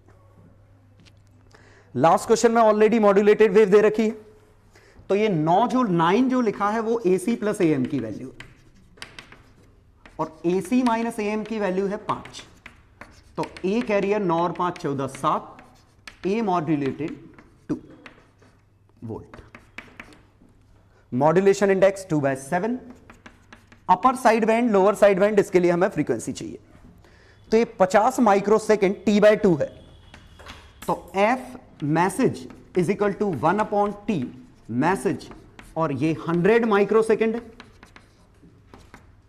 तो 10⁻4 10 किलो हर्ट्ज, कोई दिक्कत तो नहीं। ये एक मिनिमा से एक मिनिमा के बीच का गैप है, नहीं यही तो थी फ्रीक्वेंसी है ना, मैक्सिमा से मिनिमा के बीच का, तो प्लस से माइनस यही तो है टाइम पीरियड। हाँ ये समझते हैं, 1 मिनट, ये T/2 है कि T है, तो यहां समझिए कि यहां पे मैक्सिमा आएगा, यहां पे मिनिमा आएगा, यहां मैक्सिमा आएगा, तो मैक्सिमा से मिनिमा और फिर मैक्सिमा, ये ऐसे बनता। तो दो मैक्सिमा के बीच का गैप या दो मिनिमा के बीच का गैप, तो ये दो मिनिमा के बीच का गैप है, तो यही टाइम पीरियड गिवन था, तो कुछ करेक्शन करने की जरूरत नहीं। 50 माइक्रो 10 पे -6, तो 10 पे 6 बाय 50, 2 इंटू 10 पे 4, 20 kilohertz. F message, F carrier, और कैरियर की फ्रीक्वेंसी इससे, तो ये टाइम पीरियड ही दिया है 0.01 माइक्रो सेकेंड, तो 0.01 इंटू 10 पे 6 -6, तो 100 मेगा हर्ट्ज। तो अपर साइड बैंड 100 + 20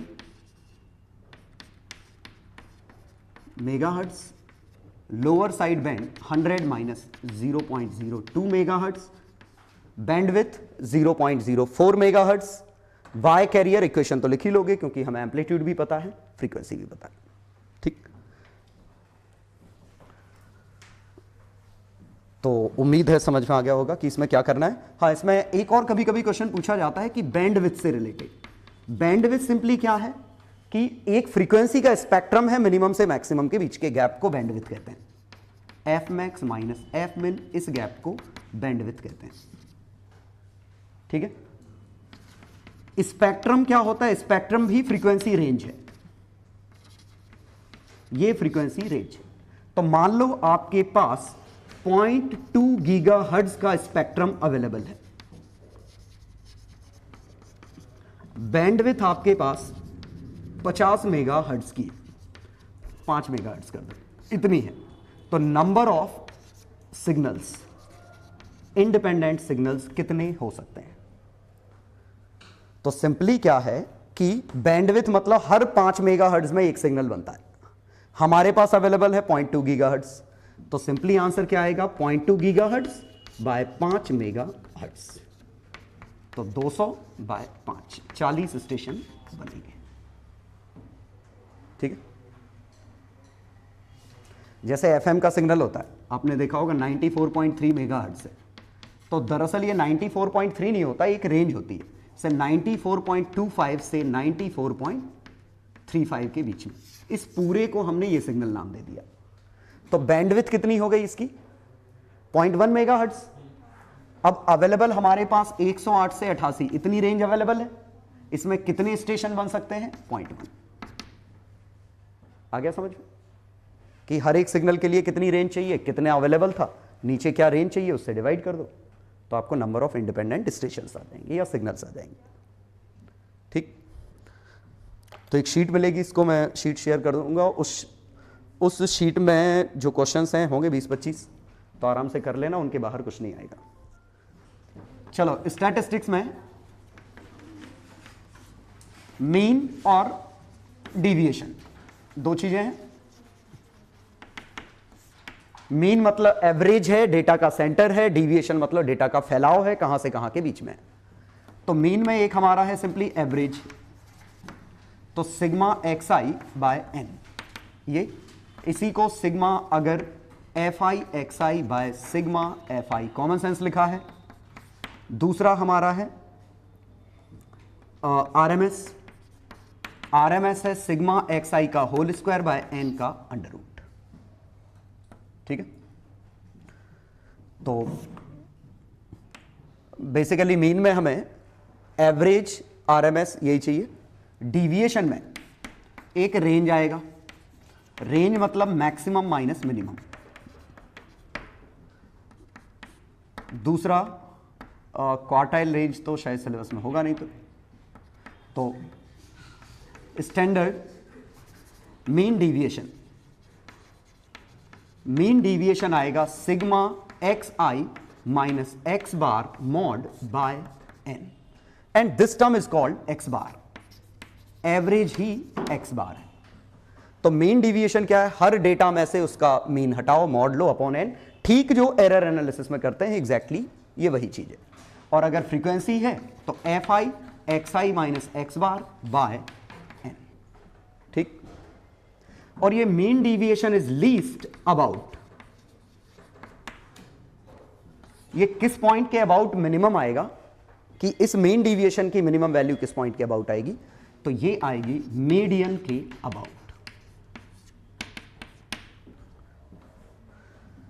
हाँ, इसमें मीडियन और मोड भी थे। Median, mode.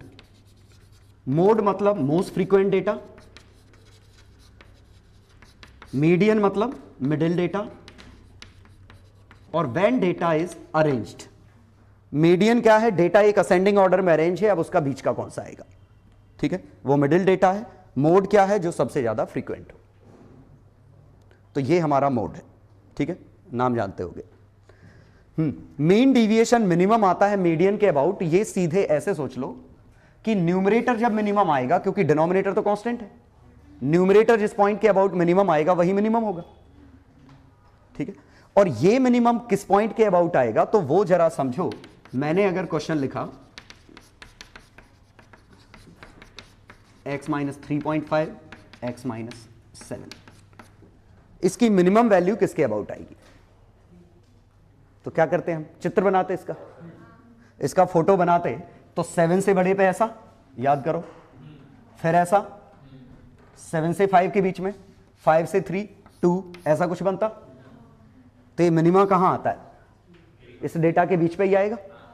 तो ऐसे मल्टीपल अगर बहुत सारे डेटा होते तो ये मॉड का ग्राफ बनता है ऐसे, तो मिनिमा कहीं आता जहां बीच में, तो बीच में कौन सा, इनको असेंडिंग ऑर्डर में अरेंज करते जो बीच में आता, ठीक है। अब इवन और ऑड तो वो कांस्टेंट ही हो जाएगा ना बीच में, आ गया समझ, कि अगर इवन ऑड हो गया तो वो ग्राफ बनते बनते बनते ये कांस्टेंट बन जाएगा, कांस्टेंट नहीं बनेगा तो कुछ ऐसा बनेगा। क्लियर। तो मीडियन के अबाउट मिनिमम आता है। तीसरा आया मीन डिविएशन के बाद क्या है, स्टैंडर्ड डिविएशन।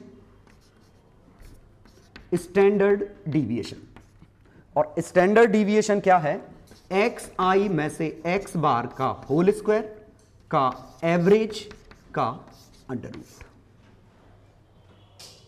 इसी को हम रूट मीन स्क्वायर डिविएशन भी कहते हैं, डिविएशन के स्क्वायर का मीन का रूट, तो इसी को हम रूट मीन स्क्वायर डिविएशन भी कहते हैं।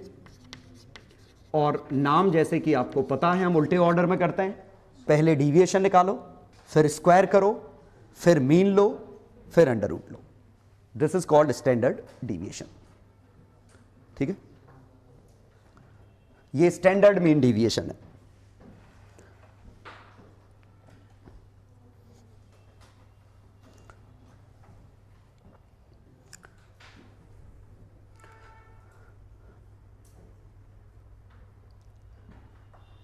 ये मीन डिविएशन अबाउट मीन है।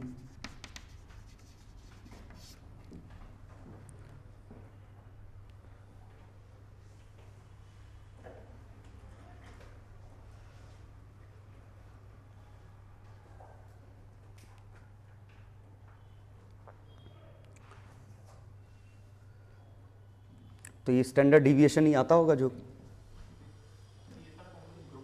क्या तो अंदाज लगा लो ग्रुप डेटा में क्या दिक्कत है, तो कॉमन सेंस है। किसका ग्रुप डेटा चाहिए, तो वो आएंगे, आते लिखा है, मुझे लगता नहीं कि ये आएगा, वो FI प्लस समथिंग करके ऐसे, हाँ है तो कॉमन सेंस, लेकिन सही में बताना पड़ेगा, नहीं बताता हूं, चलो हो गया, बढ़िया। देखते हैं अभी जो मेन चीज है वो ये है। हाँ, मेन चीज क्या है कि आपको यहां फॉर्मुलेज याद नहीं करने हैं, बस आपको सिंपली क्या समझना है कि मीन डिविएशन या deviation about some assumed mean, assumed mean, तो ये बनेगा xi माइनस a का मॉड सिग्मा बाय n। और इस root mean deviation, mean square deviation sorry, about assumed mean a, तो this is xi minus a का whole square by n whole under root. बस main ये चीज समझना है। और ये है minimum when A equal to median, और ये minimum when A equal to mean, मतलब एक्स बार। बस दो चीजें हैं इसमें मेन, कि ए की वैल्यू मीडियन होगी तो ये मिनिमम आएगा, और ए की वैल्यू जब मीन होगी तब ये मिनिमम आएगा। ठीक है, और ये निकालने का तरीका क्या है? एक तो तरीका है कि वाकई में निकाल लो और सॉल्व कर लो, लेकिन दूसरा तरीका है कि हम ये समझेंगे कि scaling and shifting of origin, इनसे क्या अंतर आता है डेटा पे। ये दो टर्म, स्केलिंग मतलब हर डेटा को k टाइम्स कर दिया। ठीक है, तो इसको मैं सिंबल क्या दूं? इसको तो मैं सिग्मा नाम दे देता हूं, इसको डीविएशन, इसको डेल नाम दे देता हूं। इसको डेल नाम दिया, इसको सिग्मा नाम दिया, मीन को एक्स बार नाम दिया। ठीक है, तो अब हम देखते हैं स्केलिंग और इनसे क्या अंतर आता। तो समझो, पहले डेटा था x1, x2, x3 up to xn। अगर स्केल किया हमने k टाइम्स, तो हमारा डेटा हो गया kx1, kx2, kx3 up to kxn। तो इसमें समझ में आ रहा है कि हमारा x बार नया वाला ये k टाइम्स x बार हो जाएगा, डेल बार नया वाला ये k टाइम्स डेल हो जाएगा। सोचो, हर वैल्यू k टाइम्स होगी, तो यहां से k बाहर, यहां से k बाहर, तो ओवरऑल k बाहर। और स्टैंडर्ड डेविएशन भी k टाइम्स सिग्मा। और अगर मैं इसमें वेरिएंस भी डिफाइन करूं, तो वेरिएंस स्टैंडर्ड डेविएशन का स्क्वायर है, तो variance will be equal to k square. ठीक है, by definition variance sigma square है। तो ये तो स्केलिंग का असर आया, जो कि कॉमन सेंस है, क्योंकि हर जगह k टाइम्स होगा, तो यहां से k स्क्वायर करके बाहर निकलेगा। अगर अंडर रूट नहीं लगा है तो k स्क्वायर बाहर है। ठीक है, एक मिनट मत लिखो, ये स्केल किया। अब हम क्या करते हैं, x1 में कुछ a जोड़ देते हैं, x2 plus a, x3 plus a, मतलब ये शिफ्टिंग ऑफ ओरिजिन है। सभी में अगर a जोड़ देते तो हमारे मीन में भी a जुड़ जाता, लेकिन जो ही मैं ये वैल्यू निकालूंगा तो इसमें भी a जुड़ेगा, इसमें भी a जुड़ेगा, क्योंकि आपका मीन भी खिसक जाएगा, एज्यूम मीन भी डेटा खिसक जाएगा, ये भी खिसक गया। दोनों बराबर खिसके डिफरेंस कट गया, दोनों बराबर खिसके डिफरेंस कट गया, दोनों बराबर खिसके डिफरेंस कट गया, तो फर्क ही नहीं पड़ेगा। और लॉजिकली बिल्कुल बात सही है। एक हमारा डेटा यहां था, हमने पूरे डेटा को 10 यूनिट खिसका दिया यहां, तो जितना फैलाव है, फैलाव तो उतना ही रहेगा ना। मीन आपका बदल जाएगा, डिस्पर्शन आपका वही रहेगा कि कहां से कहां तक फैला हुआ है। इसीलिए ये जो तीन हमारे ये डिविएशंस हैं, डिस्पर्शन की क्वांटिटीज हैं, ये शिफ्टिंग ऑफ ओरिजिन पे डिपेंड नहीं करते। तो हम सिंपली क्या लिखेंगे इसमें कि अगर हमने x को अल्फा x प्लस बीटा से रिप्लेस किया तो x bar dash alpha x bar plus beta. Mean तो सीधे सीधे ऐसे बदल जाएगा, लेकिन सिग्मा डेल वेरिएंस, तो sigma dash will be alpha times sigma, alpha times del, alpha square times del, beta का कोई रोल नहीं। ये सबसे कॉमन क्वेश्चन है इस टॉपिक में। सबसे कॉमन ये पूछा जाता है कि हमने डेटा को कुछ टाइम्स किया और ये किया, तो किस क्वांटिटी पे क्या अंतर आएगा। ठीक है, चलो अब इसकी यूटिलिटी क्या है। ये शिफ्टिंग ऑफ ओरिजिन की मेन यूटिलिटी तो ये है कि कभी कभी डेटा काफी हत्यारा है, जैसे xi दिया था मान लीजिए 125, 150, 175, 200 और 250 ऐसा डेटा था। ठीक है, fi फ्रीक्वेंसी 1 2 1 2 2 ये फ्रीक्वेंसी। अब हमें मीन वगैरह सब कुछ निकालना होता। अब दिख रहा है ये बड़ी कैलकुलेशन है, खासकर जब इनके स्क्वायर करोगे तो और बड़े आएंगे। तो हम क्या करते हैं कि नया एक yi डेटा ले लेते हैं, और जो कि xi बाय 25 -5 है, ये समझ में आया? 25 से डिवाइड करो 5 बनता, उसमें से 5 घटा दो 0 बनेगा। ये कितना बनेगा 1, ये कितना बनेगा 2, 3, 5, 225 मिसेंगे, 250 है सीधे, ये बनता। अब हम क्या करते, इस वाई आई का एवरेज हमारे लिए निकालना बिल्कुल आसान हो गया। Average this into this, 0 plus 2 plus 2 4 6 10 और 10 20, और एवरेज 2 2 4 2 6 2 8, 20/8, सही है ना? 20/8 था, 8 था, सॉरी 20/8 था, ठीक है।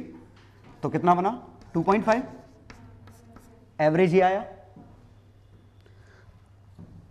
अब मुझे अगर मीन डिविएशन निकालना होता इसका, तो वाई आई में से वाई बार माइनस करूं, तो 0 में से 2.5 माइनस करूं, -2.5, यह इसका मॉड ही लिख लें। 1 में से 2.5 1.5, 2 में से 0.5, 3 में से 0.5, 5 में से 2.5, ठीक है। अब मुझे इसका एवरेज चाहिए, तो अगर इससे y का मीन डिविएशन पूछा होता तो इन्हीं का तो एवरेज चाहिए। तो this into frequency 2.5 into 0 0, 1.5 into 1 1.5, 0.5 into 2 1, सही है, 0.5 इंटू 3 1.5। अब फ्रीक्वेंसी इधर है, बहुत नुकसान हो गया कंपनी को। चलो, तो 2.5 ये आया, plus 3 plus 3 plus 0.5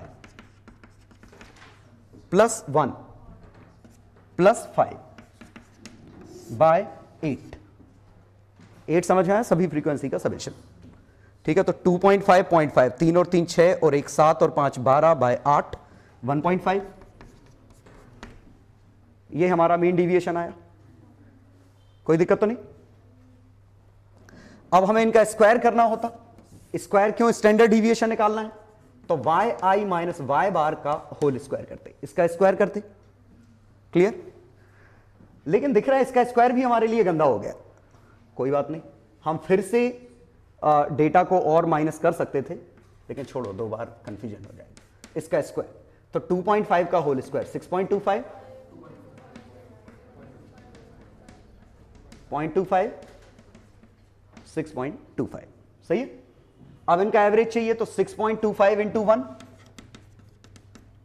plus 2.25 into 2, सही है, 4.5 प्लस 0.25 इंटू 3, ये जोड़ दो दोनों, 0.75, और लास्ट क्या बचा 6.25 इंटू 2, 12.5 बाय 8। उम्मीद है समझ में आ गया होगा। ये मैंने लिखा है Y I minus Y bar whole square F I sigma F I, और होल अंडर रूट लगाने वाले। तो देखते हैं 6.25 0.25 7 और 12 और 7, 12 और 5 17 और 7 24, बड़ा अच्छा आया 3। तो स्टैंडर्ड डिविएशन आ गया कितना, √3। लेकिन ये जो हमने पूरा डेटा निकाला है, ये पूरा डेटा y के लिए है, क्लियर। तो y i के आंसर हमें पता है, इसका एवरेज कितना आया, y बार कितना निकाला था हमने 1.2.5 एवरेज, इसका y का सिग्मा कितना √3, वेरिएंस 3 और मीन डिविएशन 1.5। लेकिन आंसर तो हमें xi का निकालना है। तो अब हम देखेंगे yi से xi बनाना है, तो yi में 5 जोड़ो, yi में 5 जोड़ो और 25 मल्टीप्लाई कर दो। तो xi की वैल्यू 25 yi प्लस 125, यही है। अब मीन में तो दोनों का असर आएगा, तो 25 गुना एवरेज हो जाएगा और 125 जुड़ेगा। तो 25 गुना एवरेज, 25 का 2 गुना 50, 5.5 50.5, तो 170.5, ये तो हमारा x बार निकला है। बाकी तीनों में इस 125 से कोई असर नहीं आने वाला है। बाकी तीनों में जो असर आएगा किसका, 25 का। तो 25 गुना कर दो बस। तो इसका सिग्मा 25√3, इसका वेरियांस 3√3, सॉरी 25 इंटू 3 75, और इसका मीन डिविएशन 1.5 इंटू 3, ये आंसर आ गया, इंटू 25 सॉरी, ये आंसर आ गया। अप्रोच समझ में आई? अब इस पूरे में कैलकुलेशन में सबसे गंदे कैलकुलेशन किसके गए थे? स्टैंडर्ड डिविएशन, क्योंकि पहले वो वैल्यू निकालो, क्योंकि क्या हुआ, एक तो घटाया तो वैसे ही डेटा बुरा हो गया, और अब उसको स्क्वायर करोगे तो और बुरा हो जाएगा। क्लियर? इसीलिए हम क्या करेंगे कि उसको निकालने की एक अलग से जुगाड़ देख लेंगे। बाकी के लिए तो ये है ही, मतलब संघर्ष करके आंसर निकालना हमेशा एक सॉल्यूशन है कि निकाल सकते हो, ठीक है। लेकिन पहली जुगाड़ हमने क्या देखी कि डेटा को छोटा कर लो, तो ऑरिजिन शिफ्ट कर दो, स्केलिंग कर दो, डेटा छोटा हो जाएगा, कैलकुलेशन आसान पड़ेंगे, ठीक। और नए डेटा के आंसर हैं, पुराने डेटा में कन्वर्ट कर लेंगे। दूसरा हम जुगाड़ क्या देखेंगे कि स्टैंडर्ड डिविएशन के लिए एक फॉर्मूला निकाल लेंगे, ठीक। हाँ, इसमें ये 25 का स्क्वायर है, ठीक। चलो, हाँ, इसी में हम ये बात करते हैं कि अगर हम ये आसानी से निकाल लें स्टैंडर्ड डिविएशन, तो स्टैंडर्ड डिविएशन का फॉर्मूला है xi माइनस एक्स बार का होल स्क्वायर का sigma by n under root, whole under root. तो मैं स्टैंडर्ड डिविएशन का स्क्वायर लिख रहा हूं, न्यूमरेटर को खोलता हूं, sigma xi square sigma x bar square minus 2x sigma xi x bar by n। कोई doubt? a square b square 2ab। अब इसमें हम ये लिखेंगे कि सिग्मा xi बाय n ही तो x बार है, तो इसको मैं सेपरेट करूं तो देखिएगा, यहां सिग्मा xi स्क्वायर का n अलग कर दिया, सिग्मा x बार का स्क्वायर बाय n अलग कर दिया, इसमें से x बार कॉमन निकाल सकता हूं, 2x बार कॉमन निकाला, सिग्मा xi बाय n ये सेपरेट किया, ठीक है। और ये सिग्मा xi बाय n ही तो x बार है, सिग्मा xi अलग किया, सही है ना? हाँ, एक अपॉन n भी था, ठीक है ना? नहीं, अपॉन n ट्रांसफर कर चुका हूं। ये क्या बना, x बार का होल स्क्वायर बाय n, और ये xi भी 2x बार का होल स्क्वायर बाय n, तो sigma xi by n minus sigma x bar का होल स्क्वायर बाय n। ये 1 था, ये -2 है, ये जो चीज लिखी है उसी की दुगनी ये लिखी है, माइनस में ही आया, और सिग्मा x बार कांस्टेंट बाहर निकल आएगा, तो ये n times x bar square लिखा है। सोचो, जैसे सिग्मा 1 की वैल्यू n होगी ना, तो सिग्मा x बार की वैल्यू, x बार तो कांस्टेंट है, ये होगी। तो फाइनली ये हमारा n कट गया,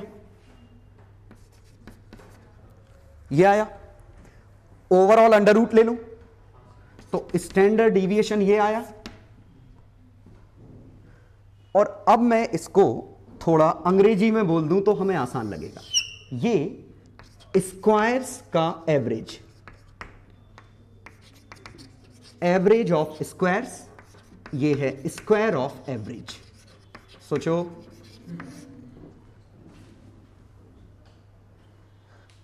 पूरे डेटा का स्क्वायर करो, पूरे डेटा का स्क्वायर करो और एवरेज निकाल दो, और फिर एवरेज का स्क्वायर कर दो, वो घटा दो, तो स्टैंडर्ड डिविएशन आ जाएगा। एवरेज निकालना तो आसान था ही। तो इनिशियली जो डेटा है, देखिए इसकी स्क्वायरिंग करना बहुत आसान थी, yi माइनस y बार की स्क्वायरिंग करना गंदा हो रहा था, वो तो फिर भी अच्छा था, y बार अच्छा आया था 1.5, 1.72 आ जाता तो गत हो जाती हमारी। तो इसका स्क्वायर करना आसान था, जब इसमें से एवरेज घटा दिया वो गंदा हो गया था। लेकिन अब हमें घटाना ही नहीं है, हमें तो सिंपली डेटा का स्क्वायर करना है। और कॉमन सेंस ये कहता है, ये स्क्वायर्स का एवरेज लिखा है, मतलब ये आरएमएस का स्क्वायर लिखा है। सोचो,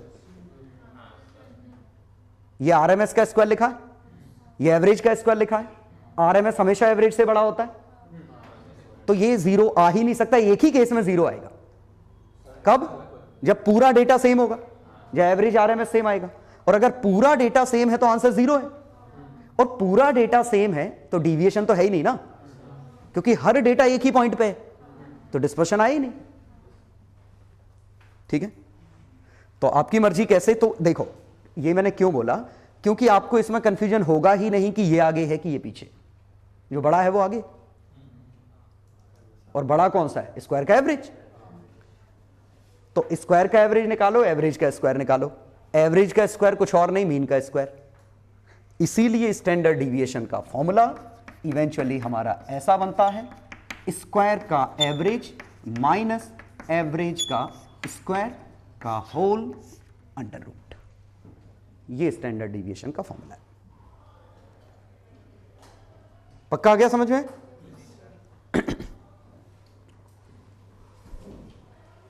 और यूटिलिटी भी कि हमने ये फॉर्मूला क्यों निकाला, क्योंकि अब हम निकालते तो हमारे लिए कितना आसान हो जाता। जैसे इसी क्वेश्चन के लिए वाई आई का स्क्वायर निकालते, तो वाई आई का स्क्वायर क्या बनता? 0, 1, 4, 9, 25। और वाई आई का स्क्वायर का सिग्मा बाय एन करते तो 0 plus 2 plus 4 plus 18 plus 50 by 8। क्या कोई दिक्कत है? चलो 74 बाय 8, और 74 बाय 8 कुछ बन रहा है 37, 37 बाय 4, तो 37 बाय 4 का होल स्क्वायर। और एवरेज कितना आया था इसका? वाई आई का एवरेज आया था शायद 2.5। समझ गए? ये हमारी स्टैंडर्ड डिविएशन है, लेकिन किसका? वाई का। इसमें 25 गुना करोगे तो असली बात नहीं, इसमें स्क्वायर किसने किया है? ठीक है, आ गया समझ? तो कहा जाए तो एक यही फॉर्मूला है, ओरिजिन शिफ्टिंग, और वो तो कॉमन सेंस है। फॉर्मूला सिर्फ यही नया है। ठीक है, और ये कुछ और नहीं, मोमेंट ऑफ इनर्शिया लिखा है, ICG plus M H square लिखा है। ये मोमेंट ऑफ इनर्शिया टाइप का कैसे है? ये सिग्मा का square, sigma XI square by N, sigma XI by N का होल स्क्वायर, यही था। एन स्क्वायर इधर ट्रांसफर कर दो, एक एन ट्रांसफर कर दो, N sigma square, N sigma XI का स्क्वायर माइनस सिग्मा XI का whole square by N. X bar से मल्टीप्लाई डिवाइड कर दूं, एक एन इधर ट्रांसफर किया, एक ही एन ट्रांसफर किया ना। हाँ, तो ये बना सिग्मा XI का होल स्क्वायर बाय एन, और sigma XI is equal to N X bar, तो sigma XI square N X bar square N sigma square, ये लिखा। ये सभी के स्क्वायर का एवरेज है, ये मीन से डिस्टेंस है। अब आप सोचो कि पार्टिकल 1 किलोग्राम के पार्टिकल थे बहुत सारे, एक x1 पे रखा था, एक x2 पे रखा था, एक x3 पे, एक x4 पे, ऐसे रखे हुए थे। तो सभी का मोमेंट ऑफ इनर्शिया निकालते तो क्या आता? ये समझ गए मैं क्या कह रहा हूं? सेम मासेस, एक x1 पे मास है, एक x2 पे मास है, एक x3 पे मास है, एक x4 पे मास है, ऐसे। ये ओरिजिन है। तो moment of inertia about origin क्या आता? x1 square plus x2 square plus x3 square plus ये आता, सभी पे मासेस 1 है तो xn स्क्वायर। इसी को सिग्मा XI स्क्वायर लिख सकते हैं। Moment of inertia about centre of मास अगर निकालना था, ठीक है, तो हम क्या लिखते? XI सबका सेंटर ऑफ मास से डिस्टेंस ये आता,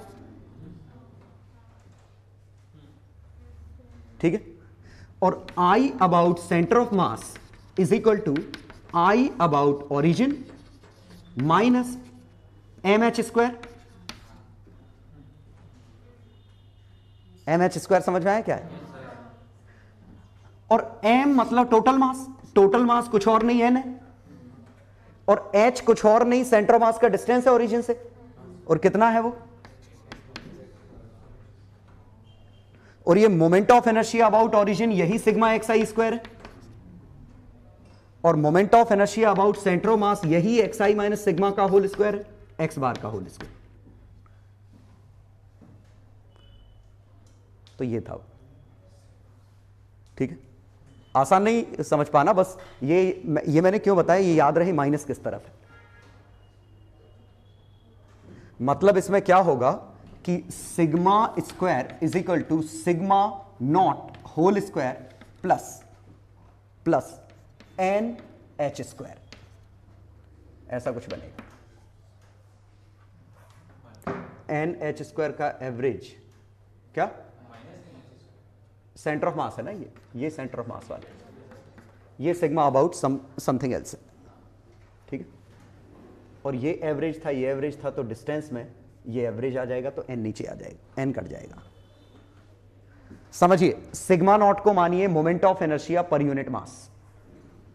एवरेज मोमेंट ऑफ इनर्शिया कितना है, क्योंकि सिग्मा में एवरेज आ रहा है ना एक, तो उसको एवरेज मोमेंट ऑफ इनर्शिया मानिए।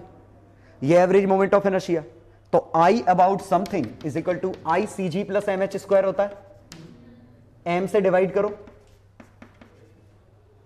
तो moment of inertia per unit mass, moment of inertia per unit mass plus H square, तो indirectly moment of inertia per unit mass ही ये है, स्टैंडर्ड डिविएशन। तो हालांकि मोमेंट ऑफ इनर्शिया से समझना काफी मुश्किल है, इसीलिए हम क्या करेंगे, सीधे इस फॉर्मूले को याद कर लेंगे, कि ज्यादा दिमाग ना लगाते हुए सीधे हमने इस फॉर्मूले को रट मारा। क्वेश्चन करोगे तो तुम्हें इसकी यूटिलिटी समझ में आ जाएगी। तो एक्स आई का स्क्वायर का average, X I by N का होल स्क्वायर का average under root, this is standard deviation. तो क्वेश्चन कैसे करेंगे, तो एग्जांपल ऐसा आएगा कि अगर हमारा डेटा है सिंपली, या तो सीधे ही आ जाएगा 1 2 3 4, ठीक है, फ्रीक्वेंसी 1 2 2 1 2 3 4 1, ये आता। अब हमें इसमें निकालना होता आंसर, तो सिंपली इसमें हम क्या करते कि एक्स आई का स्क्वायर निकालते, कितना बनेगा 1 4 9 16। यहां हमें ओरिजिन शिफ्ट करने की जरूरत नहीं पड़ी, डेटा ऑलरेडी छोटा था, अदरवाइज पहले ओरिजिन शिफ्ट कर लेते सो दैट डेटा छोटा हो जाए। अब हम क्या निकालेंगे, सिग्मा एक्स आई स्क्वायर, सिग्मा एक्स आई, तो सिग्मा एक्स आई, लेकिन ध्यान देना इनका मल्टीप्लाई होगा, फ्रीक्वेंसी गिवन है तो 4 और 4 8 और 9 17 और 4 21, 21, एवरेज 10 है, ये 21। सिग्मा एक्स आई स्क्वायर, इसमें भी ये मल्टीप्लाई होगा, 4 और 8 12 और 27 39 और 16 बस 55 है ना। और हमारे फॉर्मूले के हिसाब से इनका एवरेज तो बाय 10 5.5, और इसका एवरेज बाय n बाय 10 2.1, ठीक है। और स्क्वायर का एवरेज माइनस एवरेज का स्क्वायर, यही हमारा सिग्मा है, तो 2.1 का whole square 441, clear, 1.09 under root, और बाइनोमियल लगा के अप्रोक्सीमेट कर दो 1.045,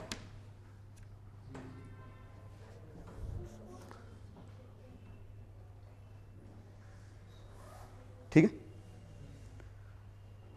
और अगर वेरिएंस पूछा है तो यही है, अंदर वाली चीज वेरिएंस है। तो क्वेश्चन में पहला टाइप क्वेश्चन डेटा दे रखा है, तो पहले सिंप्लीफाई करो डेटा इफ नीडेड, फिर ये करो।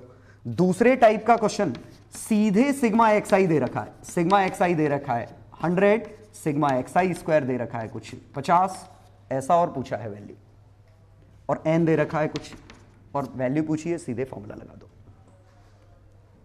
तो ये दो तरह के क्वेश्चन आते हैं मेनली, कि ये पूरा सिग्मा करके दे लेते हैं या डेटा दे देते हैं, ठीक है।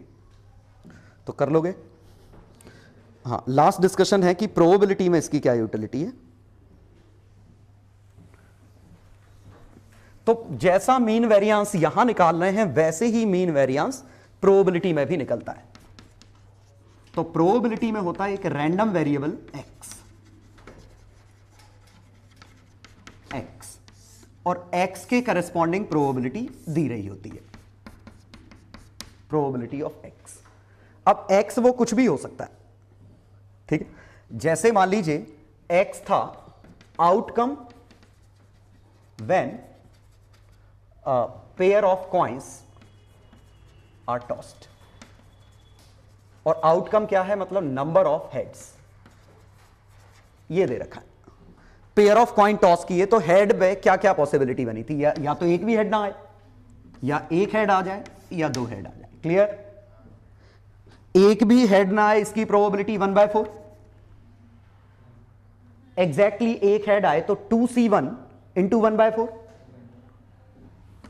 और दोनों पे हेड आ जाए 1/4, या गिन लो HT TH HH। तो इसके दो केस बने, इसका एक केस एक केस।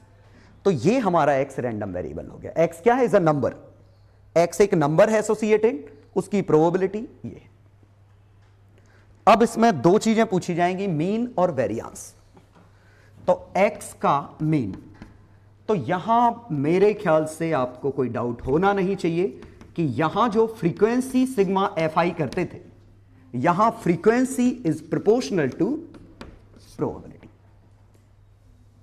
क्योंकि more frequent that means more probable. तो फ्रीक्वेंसी ही प्रोबेबिलिटी है, तो सिंपली फ्रीक्वेंसी को प्रोबेबिलिटी से रिप्लेस कर दो। आप सोचो कि हजारों लाखों बार एक्सपेरिमेंट किया होता, लाखों बार किया होता, तो लाखों के 1/4 बार ये आता, लाखों के हाफ बार ये आता, 1/4 बार ये आता। तो n बार एक्सपेरिमेंट करते तो n/4 ये, n/2 n/4 ये, और सभी में मल्टीप्लाई करते, नीचे n/4 n/2 मल्टीप्लाई करते, n तो कट जाता, बचता क्या? प्रोबेबिलिटी। तो सिंपली फ्रीक्वेंसी को प्रोबेबिलिटी से रिप्लेस कर दो, ठीक है। तो अगर इसका मीन वैल्यू पूछी थी तो ये आएगी ये, और मेरे ख्याल से इसमें आपको कोई दिक्कत होनी नहीं चाहिए, ये तो 1 है, तो ये कुछ और नहीं सिग्मा PI XI है। यही एक्सपेक्टेशन है। एक्सपेक्टेशन और एवरेज वैल्यू एक ही चीज है। एक्सपेक्टेशन क्या करते हैं? प्रोबेबिलिटी का नंबर से मल्टीप्लाई करते हैं, तो प्रोबेबिलिटी का नंबर से मल्टीप्लाई करते हैं, एवरेज ले रहे हैं, अपने आप डिनोमिनेटर में 1 आ जा रहा है, क्योंकि प्रोबेबिलिटी का समेशन 1 होता है। तो यही हमारी मीन वैल्यू है। तो यहां 0 into 1/4 plus 1 into 1/2 plus 2 into 1/4, और ये दिख रहा है कि वैल्यू कितनी है? 1। तो एक्सपेक्टेशन हमारी 1 है, ठीक है। मींस अगर पूछा होता what is the expected number of heads when a pair of coins is tossed, तो जो एक्सपेक्टेशन निकालते वो यही तो करते, 0 head probability, 1 head probability, 2 head probability. याद करो अभी क्लास में हुआ होगा कि एक कॉइन, एक थैले में कॉइन्स हैं, 2 कॉइन निकाले, कुछ 5 रुपए के कुछ 10 रुपए के, 2 कॉइन निकाले, एक्सपेक्टेड वैल्यू पूछी थी, तो केस बने होंगे दोनों 5 रुपए के हैं या दोनों 10 रुपए के हैं, एक 5 रुपए एक 10 रुपए, और करस्पॉन्डिंग अमाउंट से मल्टीप्लाई किया होगा, यही तो था वो। तो यहां भी वही चीज है, ठीक है। तो ये हमारा क्या आया? मीन। मीन और या एक्सपेक्टेशन एक ही चीज है। दूसरा आता वेरिएंस ऑफ एक्स, और variance sigma FI XI minus X bar का whole square by sigma FI, ये बनता, लेकिन सिग्मा FI तो 1 है, तो इस केस में बनता sigma FI XI minus X bar का होल स्क्वायर। हालांकि इस क्वेश्चन में एक्स बार आसान है, क्योंकि एक्स बार 1 निकला है, लेकिन एक्स बार गंदा होता और बड़ा डेटा होता तो हमें जरूरत नहीं पड़ी। अदरवाइज हम इसको कैसे कर सकते थे? XI square minus sigma FI minus X bar का स्क्वायर, स्क्वायर का एवरेज, एवरेज का स्क्वायर, ये आ जाता। डिनोमिनेटर तो 1 ही है।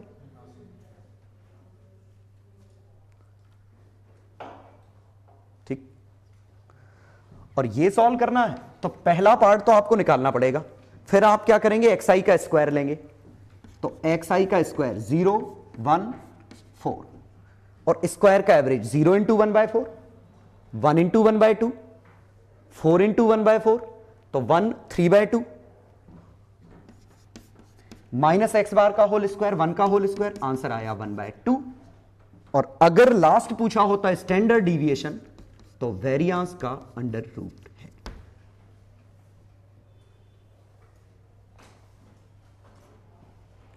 ठीक,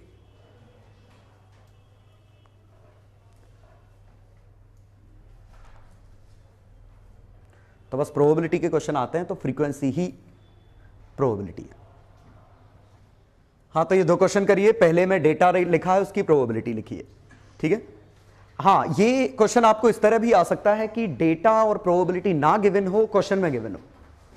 जैसे मैंने पेयर ऑफ कॉइन्स वाला था, आपके में हो सकता है कि पेयर ऑफ डाई हमने थ्रो किया और एक्सआई डिफाइन किया, X I denotes the sum of numbers, तो एक्सआई के केसेस बनेंगे, उनकी प्रोबेबिलिटी आएगी। ठीक है, कोई दिक्कत तो नहीं?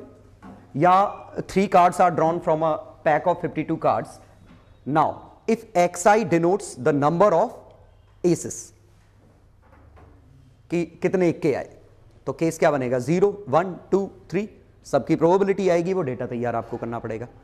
फिलहाल ये डेटा आपको दे रखा है। ठीक है, you have to find mean value या एक्सपेक्टेड वैल्यू, एक ही चीज है। फाइंड स्टैंडर्ड डिविएशन एक्सआई का, और तीसरा एक्सआई ग्रेटर देन 1, और ये, और मेरे ख्याल से सिंबल जानते होंगे, कंडीशनल प्रोबेबिलिटी का सिंबल ए बाय बी जो लिखते हैं ना, इसको हम ऐसे भी लिख सकते हैं, ए बी, एक ही चीज है। और ये क्या होता है? A intersection B upon B. और क्वेश्चन नंबर 2 में एक्सआई का स्क्वायर दे रखा है, एक्सआई का एवरेज दे रखा है, फाइंड स्टैंडर्ड डिविएशन वेरिएंस ये, और लास्ट में एक और पूछ लेता हूं, सिग्मा और mean of Y I if Y I equal to 3xi plus 4। करिए चारों, पांचों। चलो, पहले का answer mean value of x कितनी आई?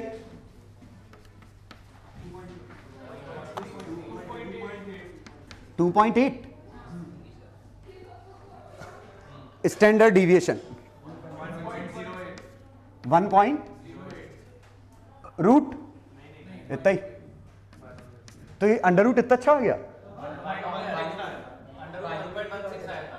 1.16 आया था ना। ओके, चलो अगला, ये क्या लिखा है ऊपर?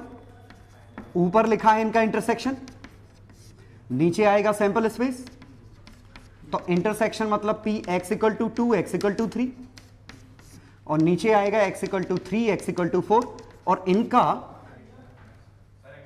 x लेस देन और इक्वल टू 3 है, 1 2 3।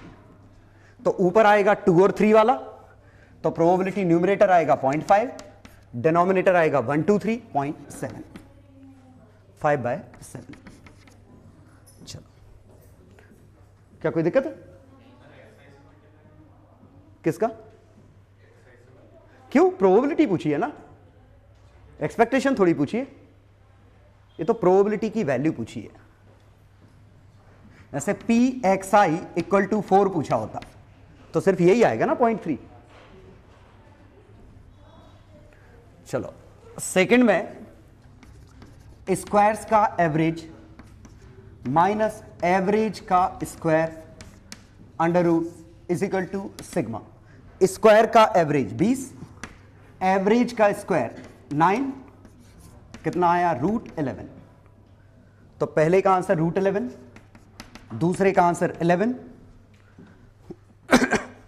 चौथे का आंसर x इक्वल टू 2 पे अगर हम मीन डिविएशन निकालना चाहें, रूट मीन डिविएशन, तो ये टर्म चाहिए, इसका अंडर रूट लेंगे, तो ये दोनों एक ही क्वेश्चन हो गए।